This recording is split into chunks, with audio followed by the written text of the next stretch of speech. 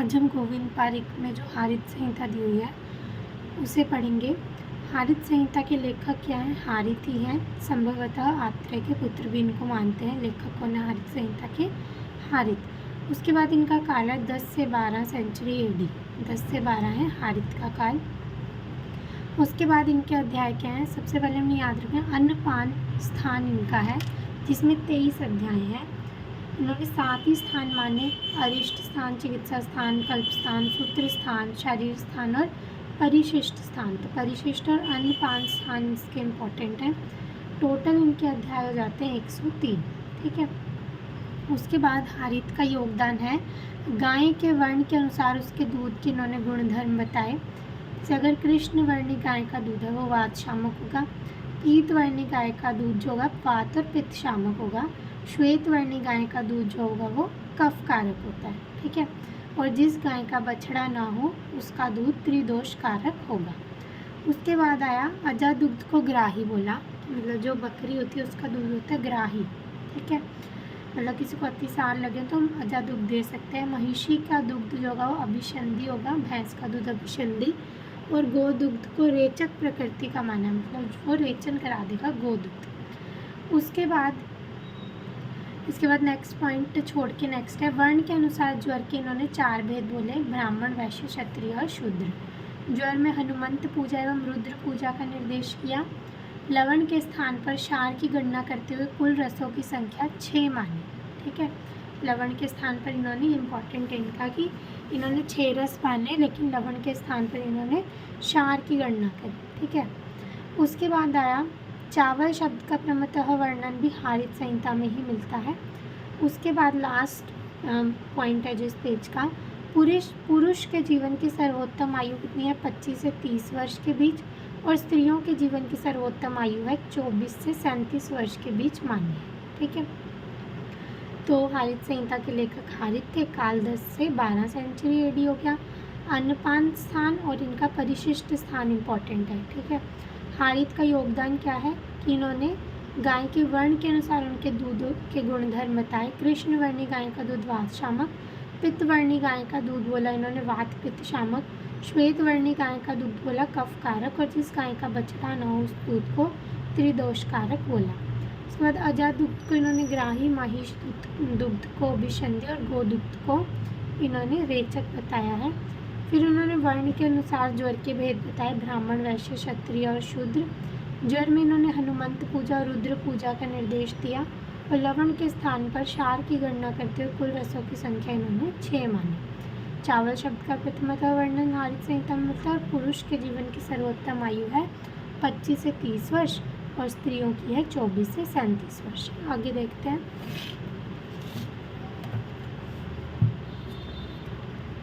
आगे है तांबुल का वर्णन नागवल्ली नाम से किया, कि तांबुल का वर्णन इन्होंने नागवल्ली नाम से किया। गर्भिणी को क्षार प्रयोग का निषेध बताया। गर्भिणी को इन्होंने क्या बोला? क्षार का निषेध है। एक मसूरी का व्याधि का वर्णन इन्होंने बसंत नाम से है। ठीक है। दूध के दोष वैसे कितने होते हैं? 5। और क्षार युक्त दूध सेवन से नेत्र दोष भी हो सकता है। तांबुल का वर्णन नागवल्ली नाम से, गर्भिणी को क्षार का निषेध बोला, और मसूरी का व्याधि का वर्णन वसंत नाम से इन्होंने किया है। ठीक है। उसके बाद इन्होंने 3-3 रसों के बजाय 2-2 रसों के शामक और कोपक प्रभाव बताए। जैसे चरक में 3-3 रसों में बताया ना, और इन्होंने 2-2 रसों के शामक और कोपक बताए। उसके बाद पलांडु मतलब प्याज को इन्होंने कफ शामक बताया, बाकी सब जगह इसको कफ वर्धक बताया है। ठीक है। उसके बाद हारित भी अष्टांग आयुर्वेद के समर्थक हैं, मगर हारित अगत तंत्र में गुदा व बस्ती रोगों के शांत्यार्थ बस्ती कर्म को शामिल करते हैं, ना कि विष विज्ञान को। इन्होंने अष्टांग आयुर्वेद के समर्थक है, लेकिन हारित संहिता में अगत तंत्र में अगर गुदा और बस्ती रोगों के शांत्यार्थ उन्होंने बस्ती कर्म को शामिल करते हैं अगत तंत्र में, ना कि विष विज्ञान को। ठीक है। उसके बाद आया 2 प्रकार की इन्होंने चिकित्सा मानी है, शमन और कोपन। ठीक है। और वैद्य भी इन्होंने 2 प्रकार के माने: रोग उपचारज्ञ मतलब जो रोगी की चिकित्सा जानने वाला, और रोग अपचारज्ञ मतलब जो रोगों का दुष्परिणाम जानने वाला। उपचारज्ञ चिकित्सा करे और उपचारक जो दुष्परिणाम को जाने। ठीक है। उसके बाद इन्होंने व्याधियाँ 4 प्रकार की बोली हैं, साध्य, असाध्य, याप्य और कृच्छ्र साध्य। और इन्होंने जठर अग्नि से पाक का क्रम बताया है। उसके बाद इन्होंने जो वय थी उसका विभाजन किया है कैसे, बाल्यावस्था 16 वर्ष तक, युवावस्था 25 वर्ष तक, मध्यम अवस्था 70 वर्ष तक और वृद्धावस्था इन्होंने कितने बोली, 70 वर्ष से अधिक बोली। ठीक है, कैसे बोला इन्होंने, बाल्यावस्था 16 वर्ष तक, युवावस्था जो है वो 25 वर्ष तक, मध्यम अवस्था 70 और वृद्धावस्था 70 से अधिक बोली। ठीक है, दोष प्रकृति इन्होंने 4 प्रकार की बोली, वात, पित्त, कफ और सन्निपातज। ठीक है, उसके बाद जनपद उत्पन्न होने पर गायों को तिलक, मनुष्य को यक्ष्मा, हाथियों को पावक तथा घोड़ों को वैद्य नामक रोग होना बताए। जनपद उद्वंस हुआ तो गाय को क्या तिलक लगा दो, मनुष्यों को तो राज्य क्षमा ही हो जाएगा, हाथियों को पावक और घोड़े को वैद्य नामक रोग होना बताया है। उसके बाद और इसी काल में विशेष रूप से हाथियों में पित्त की, घोड़े में कफ की और मनुष्य में वायु की रक्षा करने का निर्देश बोला। फिर ये वापस आगे मधुर, कषाय, तिक्त, अम्ल, क्षार और कटु नाम से 6 रस माने। इन्होंने कौन सा, क्षार अलग से एक रस मान लिया। ठीक है, लवण के स्थान पर क्या बोला इन्होंने, क्षार बोला है। ठीक है, आगे देखते हैं।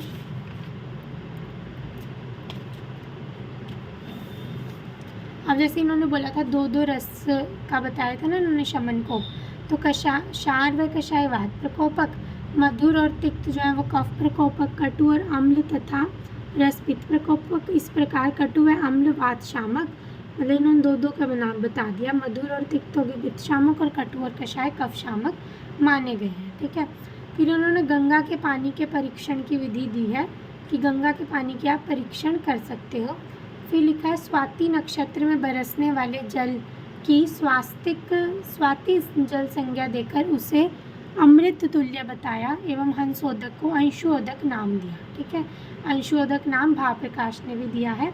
और स्वाति नक्षत्र में जो जल बरसता है उसको स्वाति जल संज्ञा दी और उसको अमृत बताया, और हंसोदक को क्या बोला, हारित ने अंशुओदक। ठीक है, उसके बाद इन्होंने क्या बोला कि स्त्रियों व गायों के वर्ण के अनुसार दूध के गुण और धर्म बताए। यथा काली स्त्री का दूध जो होगा वो वात नाशक और पुष्टिकारक, गोरी स्त्री का दूध जो होगा वो कफकारक, लाल रंग की स्त्री का दूध जो होगा वो वातकारक और पीत वर्णी स्त्री का दूध जो होगा वो पित्त शामक व श्रेष्ठ बताया। ठीक है, तो इन्होंने ऋतुओं के अनुसार दही का वर्णन किया है। इन्होंने मूत्र वर्ग कितने बताए हैं, 9 बताए हैं। ठीक है, मूत्र वर्ग इन्होंने क्या बताए, 9। ठीक है, उसके बाद यूष वर्ग में हरित की यूष का वर्णन किया, शाक 4 प्रकार के बताए हैं, पत्र, पुष्प, फल और कंद। मधु इन्होंने 3 प्रकार की बताई, भ्रामक, सारद और शौद्र।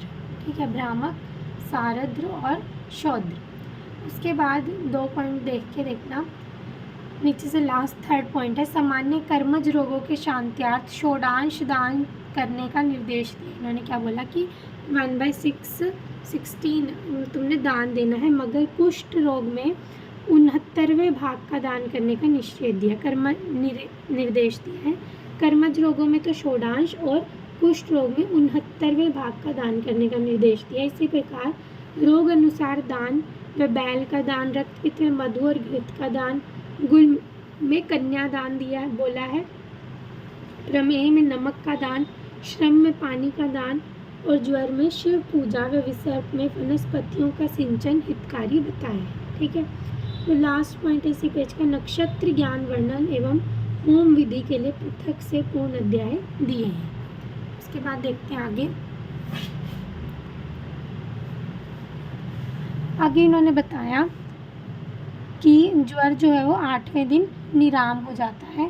ठीक है, उसके बाद पाचन, शमन, दीपन, क्लेदन, शोषण व संतर्पण भेद से 7 प्रकार के इन्होंने क्वाथ बताए हैं। मनुष्य के अतिरिक्त अन्य प्राणियों में होने वाले ज्वर को क्या बोला, असाध्य बोला। ठीक है, और फिर क्या बोला, विषम ज्वर 4 प्रकार का माना है इन्होंने, जैसे चरक ने 5 का बोला है, उन्हें इन्होंने 4 प्रकार का मानते हुए बेला ज्वर का स्थान रस, एकाहिक ज्वर का रक्त, तृतीयक ज्वर का मांस और चतुर्थिक ज्वर का अस्थि स्थान माना है। ठीक है, इन्होंने वर्ण के अनुसार भी ज्वर के भेद माने हैं। ब्राह्मण ज्वर को रौद्र, क्षत्रिय ज्वर को महेंद्र, वैश्य ज्वर को ज्वरेश्वर और शूद्र ज्वर को काल रूप संज्ञा दी है। ठीक है, गुल्म के इन्होंने 5 भेद बोले हैं और 5 स्थान बताते हुए हृदय में होने वाले गुल्म को यकृत गुल्म, कुक्षी में होने वाले को अष्ठीला, मध्यम भाग में होने वाले को प्लीहा, बस्ती स्थान में होने वाले को चंड विवृद्धक और नाभि में होने वाले गुल्म को ग्रंथि नाम दिया। ठीक है। उसके बाद इन्होंने कृमियों का विस्तार वर्णन किया और बाह्य और अभ्यंतर कृमियाँ, इसके 2 भेद करे। ठीक है। शूल इन्होंने 10 प्रकार का माना है तथा अंद्रव शूल को कफज शूल नाम दिया एवं कुबेराक्ष को सर्वशूल नामक औषधि बताया। कुबेराक्ष को क्या बोला इन्होंने कि सभी शूलों की ये औषधि है। ठीक है। पांडु के इन्होंने 5 प्रकार बताते हुए मृतिका भक्षण जन्य पांडु को रुक्षण पांडु नाम दिया। रुक्षण पांडु किसने दिया? हारित ने दिया। एवं कामला, हलीमक और कुंभ कामला को भी पांडु रोगों में ही गणना करते हुए कुल पांडु रोग इन्होंने 8 माने। ठीक है। तो इन्होंने कितने माने? 5 प्रकार के माने, लेकिन रुक्षण पांडु नाम दिया। फिर इन्होंने कामला, हलीमक और कुंभ कामला को पांडु रोग में ही होना बताया, तो कुल 8 रोग भी इन्होंने माने। तो 5 और 8 दोनों मान सकते हैं हम। उसके बाद इन्होंने क्षय रोग 10 प्रकार के मानते हुए क्षय रोग में च्यवनप्राश, अवलेह, अगस्त्य हरितकी, पिपली वर्धमान, शिलाजतु चूर्ण, पराशर घृत, अमृत प्राश घृत और आम्लातक नामक योगों का वर्णन किया। ठीक है। फिर उन्होंने बताया कि राज्य क्षमा का रोगी साधारणतः 4 मास तक ही जीवित रहता है। अगर वो बलवान है तो अधिकतम 6 मास तक। अगर बहुत ही उत्तम कोटि की उसकी चिकित्सा हुई है तो वो 1000 दिन तक जीवित रह सकता है। आगे देखते हैं।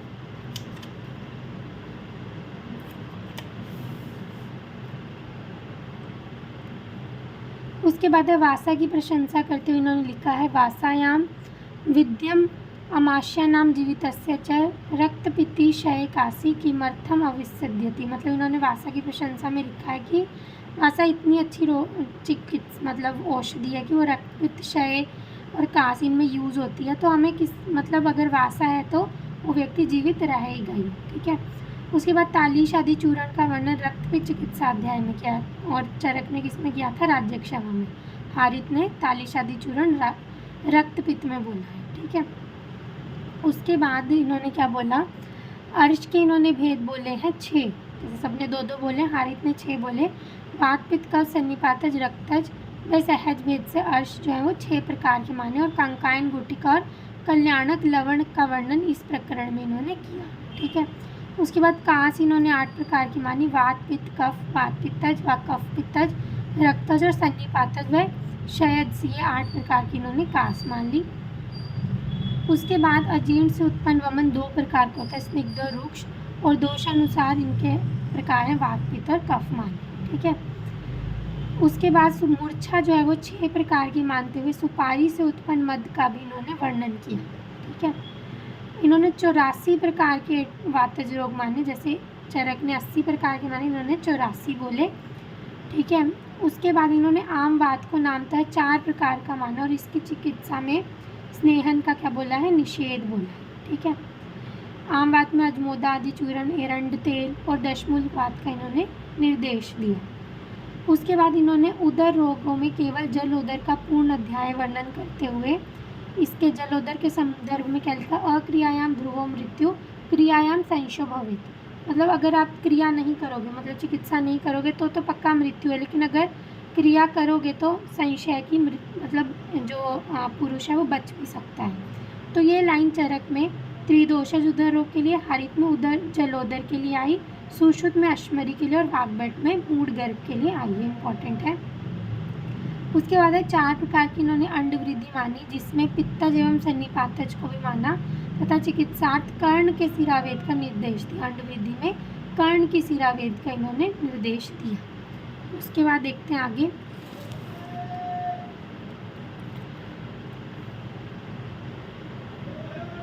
उसके बाद है क्षीररोग की चिकित्सा में षड बिंदु तेल का एवं बिंदु त्रय तेल का वर्णन करते हुए अर्धा भेदक व सूर्यव्रत में कुमकुम आदि घृत का नस्य इन्होंने बोला है। ठीक है। उसके बाद इन्होंने 6 प्रकार की बंध्या, 8 प्रकार के गर्भ के उपद्रव और 4 प्रकार के मूढ़ गर्भ बोले। वात, पित्त, कफ, रक्त पित्तज मानते हुए मूढ़ गर्भ के बाहु छेदन हेतु अर्धचंद्र नामक शस्त्र का निर्देश दिया। ठीक है। उसके बाद इन्होंने बोला बालकों में उत्फुल्लिका रोग का भी नामतः वर्णन करते हुए इसमें उदर प्रदेश पर बिंदुवत दाह कर्म करने का निर्देश दिया कि बालकों में जो उत्फुल्लिका रोग हो जाता है उसमें हमने बिंदुवत दाह कर्म करना है। ठीक है। उसके बाद 8 प्रकार के जांगल एवं 8 प्रकार के स्थावर विष बताए हैं इन्होंने। उसके बाद नीचे देखो हरित की 7 प्रकार की इन्होंने बताई है। 7 प्रकार की नामतः त्रिफला की संख्या इन्होंने 1 हरित की, 2 विविध की और 3 आम्ल की। चरक में 1 2 4 है, इधर 1 2 3 है। एवं गुगलू के 5 भेदों का नामतः वर्णन भी हरित में ही मिलता है। ठीक है। उसके बाद इन्होंने एक चीज़ बोली, 1 वर्ष तक गुगलू सेवन करने पर मनुष्य पर स्थावर और जांगल विष किसी का भी प्रभाव नहीं पड़ता। ठीक है। उसके बाद गर्भ का विकास कर्म बताया इन्होंने। प्रथम दिन बुद्बुद स्वरूप, मतलब जो करने हैं वही याद रखने हैं। 10वें दिन शोणित स्वरूप, 15वें दिन घन स्वरूप। पहले दिन बुद्बुद, फिर 10 दिन शोणित, 15 दिन पे घन स्वरूप, फिर 1 महीना होने पर पंचत्व पूर्णतः प्रकट, फिर 5वें मास पर जीव उत्पत्ति और 6ठे मास में प्रस्फुरण प्रारंभ। उसके बाद आगे देखते हैं।